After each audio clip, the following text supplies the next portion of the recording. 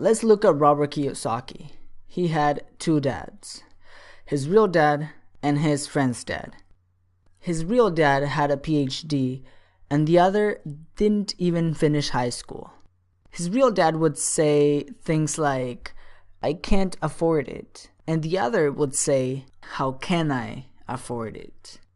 They both supported education, but one focused on studying a career and the other focused on studying money. One of them died struggling financially, and the other died as one of the richest men in Hawaii. Kiyosaki decided to learn from his friend's dad instead of his own dad. This is important to know because we can do what Kiyosaki did and learn from other people that know this subject very well. Have you ever heard people say, "Oh, I wish I had more money. I'm quitting this job. The pay here sucks. I need to get a second job because I need more money." And I'm sure all of us can relate. But the problem here is that it really doesn't matter how much money we're making if we don't even understand it. Let me ask you something.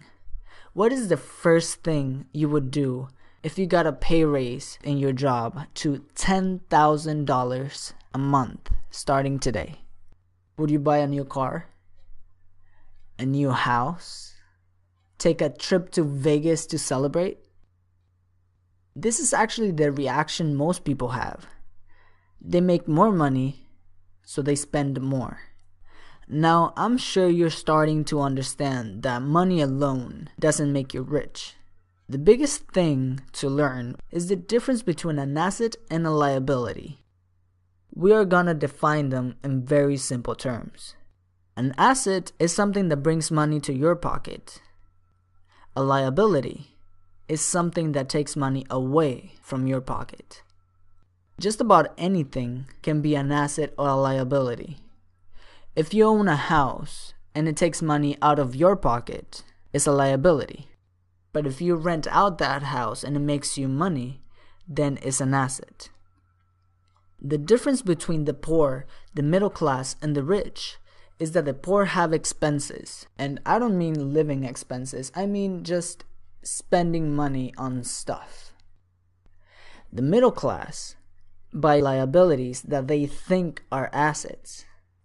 I'm sure you've heard people say that their home is their largest investment, so they think it's an asset. But yet, their so-called asset costs its owners at least a couple of thousand a month.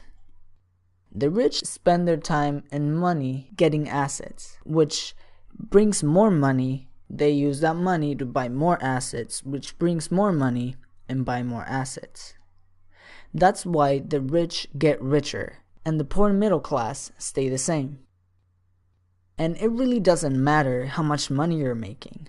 If you have a job and make $10,000 a month and you buy cars and expensive wine bottles and timeshares in Vegas and spend all of your money at the end of the month, you have a poor person mentality.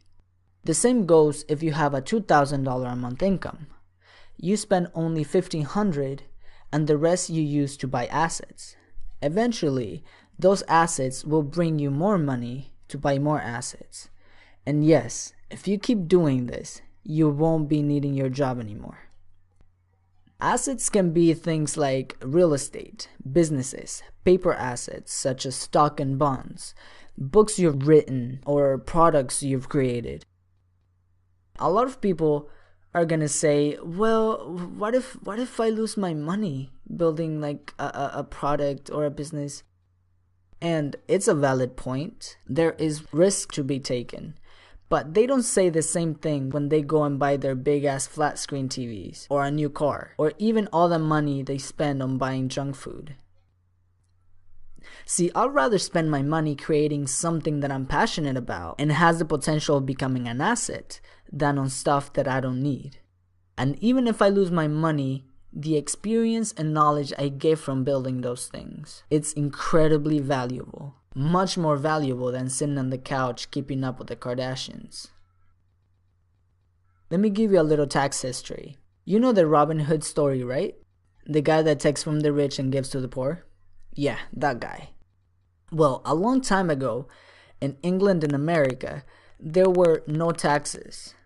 The government would only collect taxes to pay for wars, like the Civil War or the fight against Napoleon. Then the government decided to establish permanent taxes. What you didn't know was that the government told the people that taxes will only punish the rich to be able to help out the poor.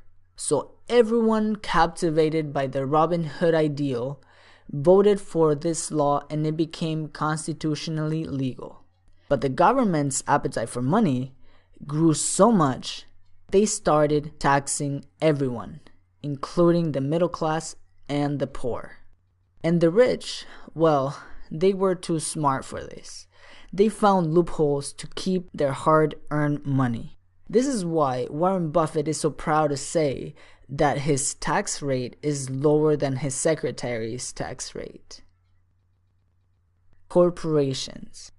When you hear the word corporation, you might imagine big buildings and all that, but in reality, all a corporation is just a folder full of papers. Yeah, a folder full of papers that allows the company to make all of the expenses first, then get taxed on whatever is left. That means that you can spend all of the money you can. Then at the end, you just say, alright, tax me on whatever is left. And that is why the poor and middle class pay so much more in taxes than the rich do. Learn from people that know this subject well. Work to acquire assets and limit liabilities. Learn to keep most of your money.